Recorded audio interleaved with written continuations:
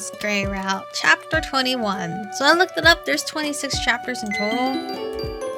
If that form was correct. So we're almost near the end. And nothing's really going. Nothing's really going on. It's like up and down with this storyline. My heart pounds as my phone dials Nikki's number. I glance at the time in the top right corner of the screen. If I'm remembering correctly, the cleaner school day should have ended by now. If the boutique is going to survive Evan's barrage of sabotage, I'm going to need all the help I can get. And with the gray acting so strange, I swallow the rising lump in my throat as the call connects. Hey Machika, what's up? Hearing Nikki's familiar voice through the phone helps calm me. Nikki, I say, trying to keep my voice steady. I need help. Ivan's targeting my business. He wants to use it to launder money. He reviewed bombed aromas, and I don't know if I can keep it afloat. I run my free hand across my forehead as the grim reality of the situation hits me once more. There's a pause as he considers my words. Truthfully, running a business is not my area of expertise, Nikki says, sounding apologetic, but just falls. But, Nikki continues, you were there for the gang when we needed aroma. I'll do everything I can to help you with Ivan now. I breathe out a sigh of relief. It feels good to know I'm not on my own. I really appreciate everything, I really appreciate the help, Nikki. I just don't know where to go from here. It's all so overwhelming. No problem, Ichigo. Give me a couple hours to get everyone over to Sammy's. We'll all put our heads together and we'll figure it out. Figure this out, okay? Nikki's voice is soft and reassuring. I'll meet you guys there. Thank you, Nikki. I pause, hoping my sincerity comes across through the phone. This means so much to me. Of course, anything for Aroma. Aw, Nikki. Nikki is truly best friend. As we hang up the phone, I feel grateful to know I have good friends on my side. I don't know how I'd manage this situation without Sarah and Nikki. Literally, those two are like the best friends you can ask for. I arrive at the meeting place shortly before dinner time. As I walk in, Sarah waves me over to an open seat next to her at a large table filled with our old gang members. The crew's back! 10 years later, it's like a high school reunion. Nikki gives me a hopeful, reassuring smile as I sit down among everyone. So, Nikki says in a loud, clear voice so that everyone can hear. Ivan and the Riversiders have been targeting Michiko and trying to ruin her business. I think we can all agree that after the help Aroma gave us during the fight at the nightclub last week, we can offer our support to her and her clothing boutique now. Nikki looks around at the gang, his words eliciting a few nods. What are we supposed to do? One gang member asked. Buy a bunch of new clothes? Considering what you have on now, that might not be a bad idea, Sarah teases, jumping into the conversation. Let's start by brainstorming ideas and then go from there. If all of us order 1 or 2 outfits from Aroma, would that be enough? Another gang member questions, looking over at me. Unfortunately, I don't think so, I say, shaking my head. Though it would certainly help sales in the short term. I haven't severely damaged my boutique's reputation. If I can't think of a way to restore my credibility and regain my regular customers, the business will suffer long term. My brow creases with worry. Aroma's is everything I have. If I lose the business, my livelihood, my savings, and my apartment all go with it. If we have everyone here leave positive reviews for Aromas and make a purchase, will that solve things? Nikki asked, looking at me from across the table with concern. Maybe, I say, slowly considering the idea, but it'd be nice to have another way to bring in new customers, one that didn't rely on a keyboard war with Riversiders. You need to do something flashy, something to get people's attention, Sarah exclaims, getting excited. How about a fashion show? We could see about getting the local newspaper to cover it. A fashion show? We're trying to figure out the logistics of such an event. Where? I don't know, you could have it out on the street in front of Aromas even. We could all pitch in with the designing and modeling. Sarah looks thrilled, but I still feel apprehensive. What if Ivan's goons come back and disturb the show? Sure, we could fight them off, but that might scare away potential customers.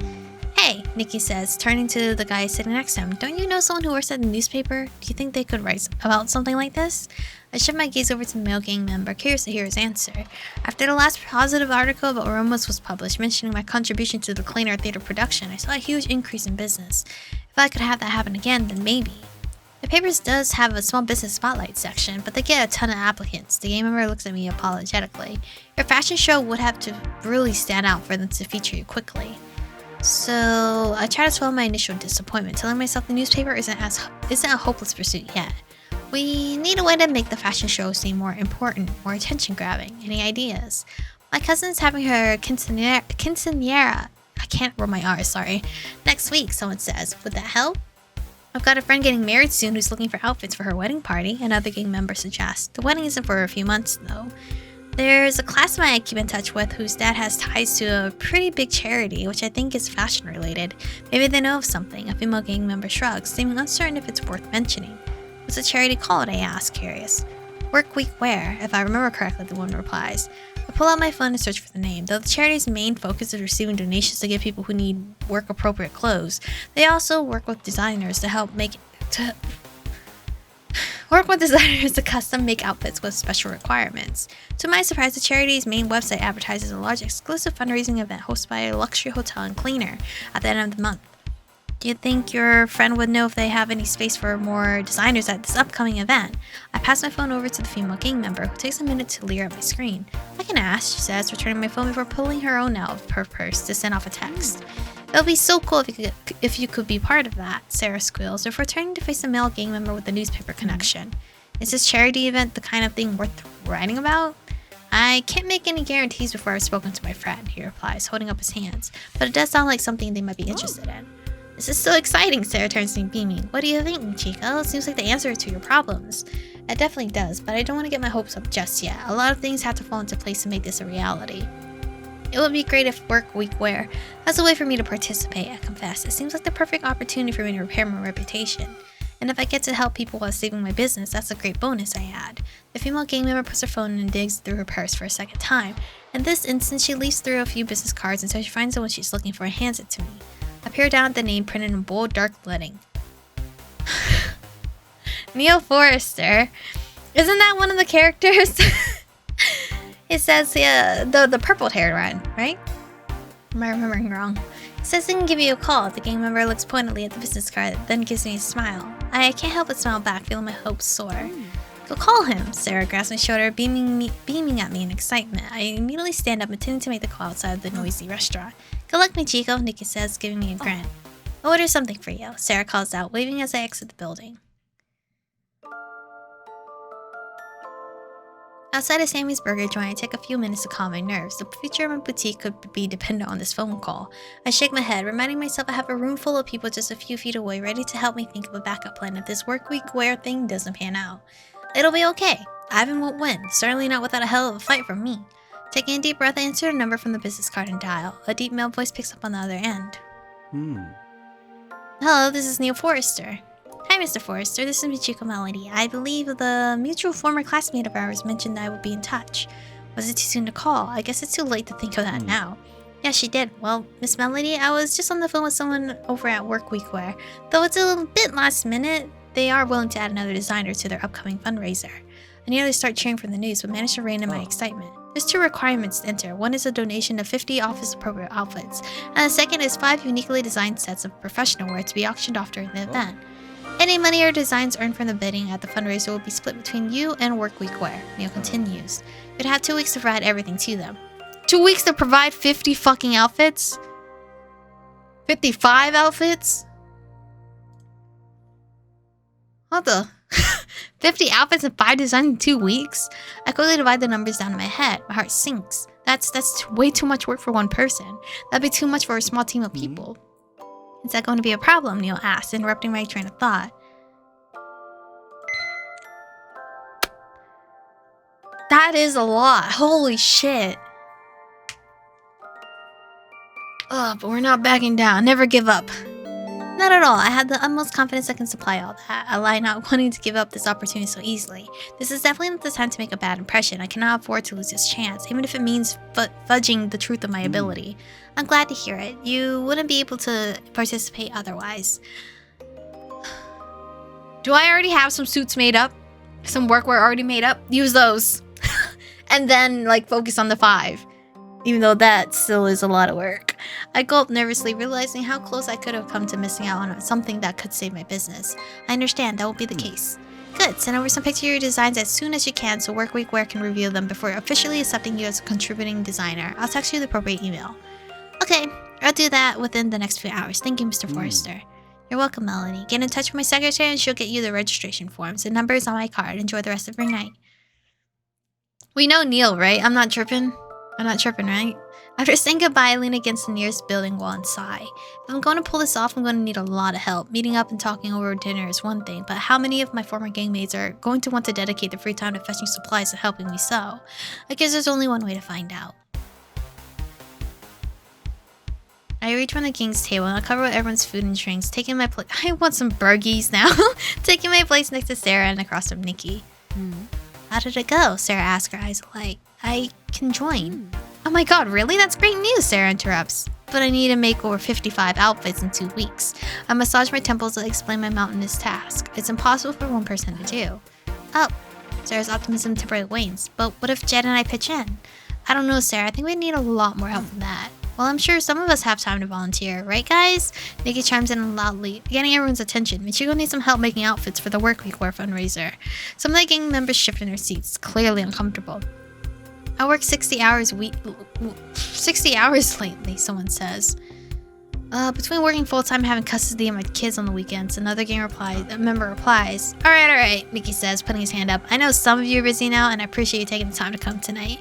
Mickey pulls a notebook and pen out of his bag. I'm going to outline some of the time slots over the next 2 weeks, Nikki says, writing in one of the pages. If you can come to Aroma's and help out, sign your name in the schedule.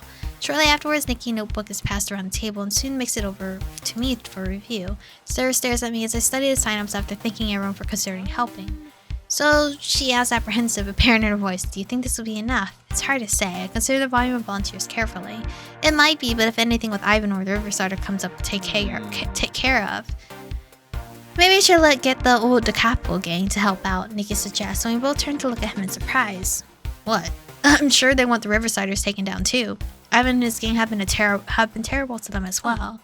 It's worth a shot, Sarah says with a shrug. Want to call Gray and ask him to gather up his gang? I struggle to think of a reply. I'm sure Gray would like to help, but I can't trust him to follow through these days. It feels like we've barely been in a room together for more than 5 minutes lately. Or I could ask Jet to do it, Sarah asked, looking a bit perplexed at my hesitation. No, it's fine. I'll call Gray. I push away my untouched food as I get up and head over to the restaurant's exit. I can feel Sarah's questioning gaze on me as I go. We have a little situationship right now.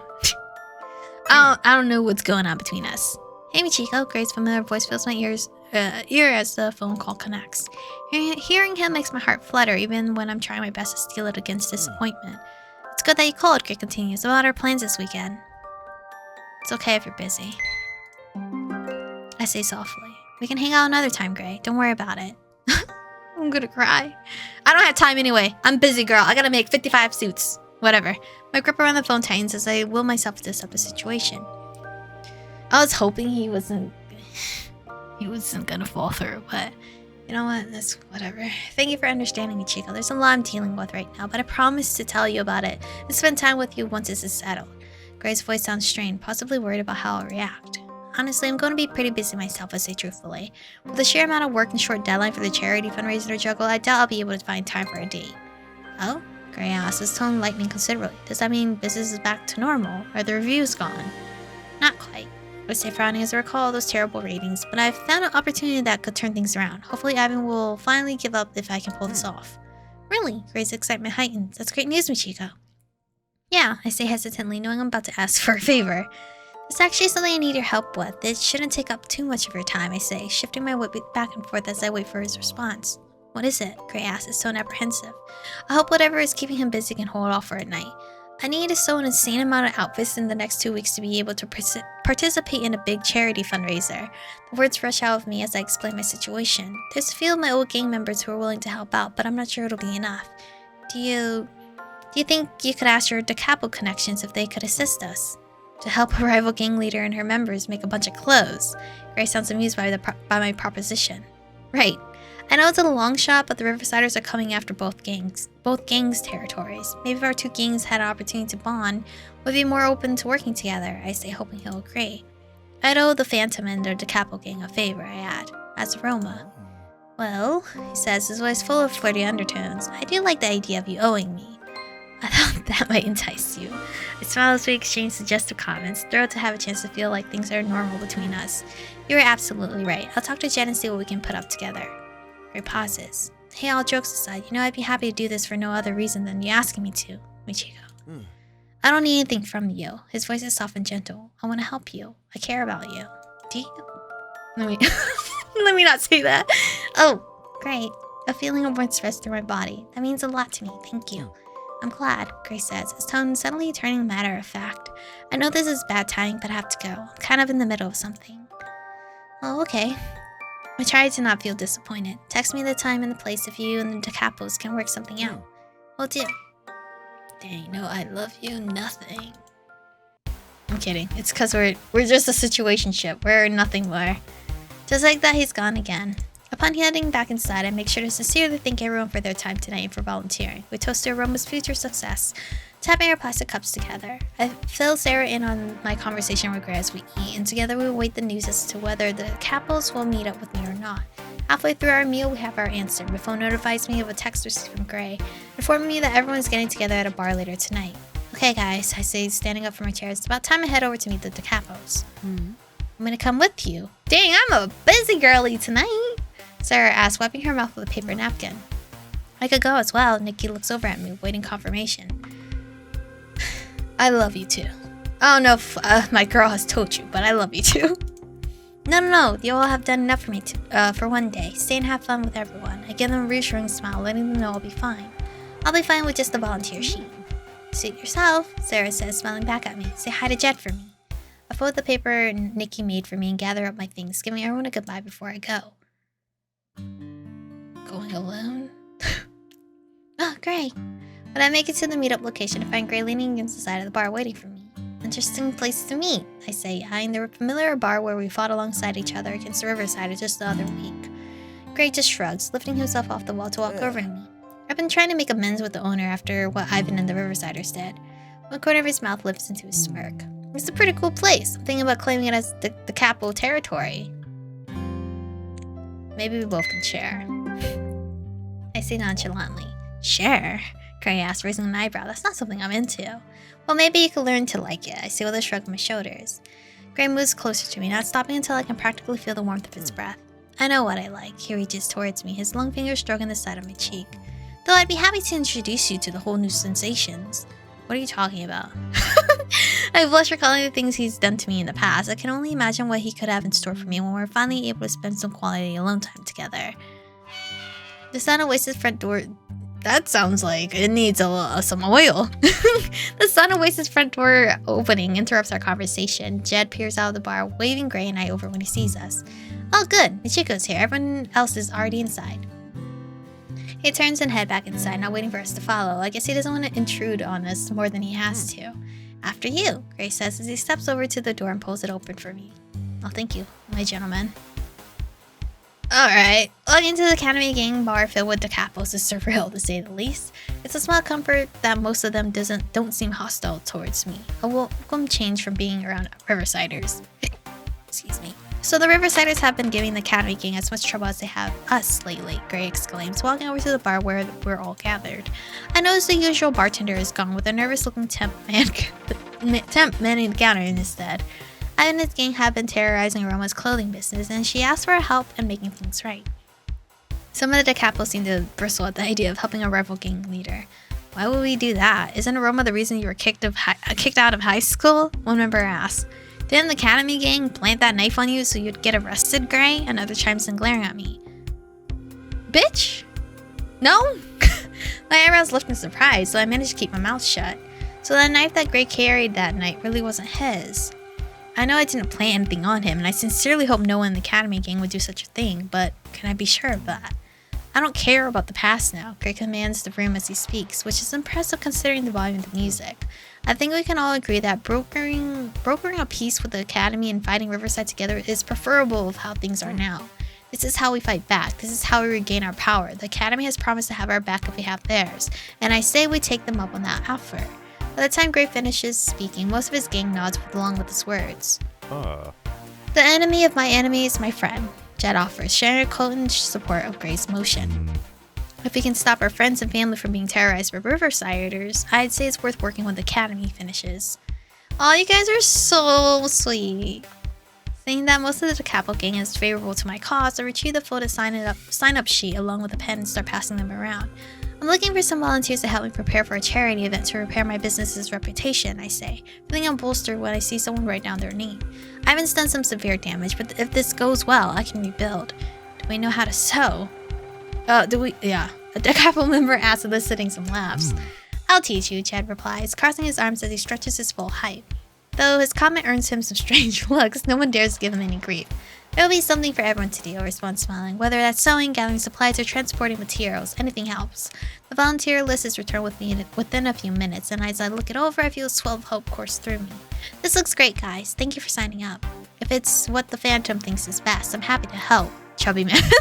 One man says with a shrug, nonchalant. Gray takes a step towards him, clapping a hand across the man's back in a friendly gesture. Thanks, man. I appreciate it. Gray looks around at his fellow gangmates. That goes for all of you. Well, I say, taking a step back. I'll bid you all good night. I have a lot to do at Romans tomorrow. I'll see some of you there. Oh, he's so cute. Good night, Michiko. Gray's eyes meet mine. I instantly wish I wasn't going home alone. As if he could read my mind, he comes over to me and pulls me in for a long, slow kiss. It doesn't take our current crowd long to start jeering and clearing their throats loudly. The two of us part much sooner than I would like, and I take my leave from the group. The next couple of weeks are going to keep me busier than ever before. Hopefully by the time of the fundraiser, Gray will have sorted out whatever it is he's dealing with, and the two of us can reunite. In the meantime, I have a business to save. Alright. That much is true. We do have a business to save. No lovey-dovey moment for us. I'm sure Gray is doing stuff in the background. Maybe. Hopefully. I'm assuming he is. But anyway, thank you guys for watching today's episode. Stay beautiful, and I'll see you guys in the next one.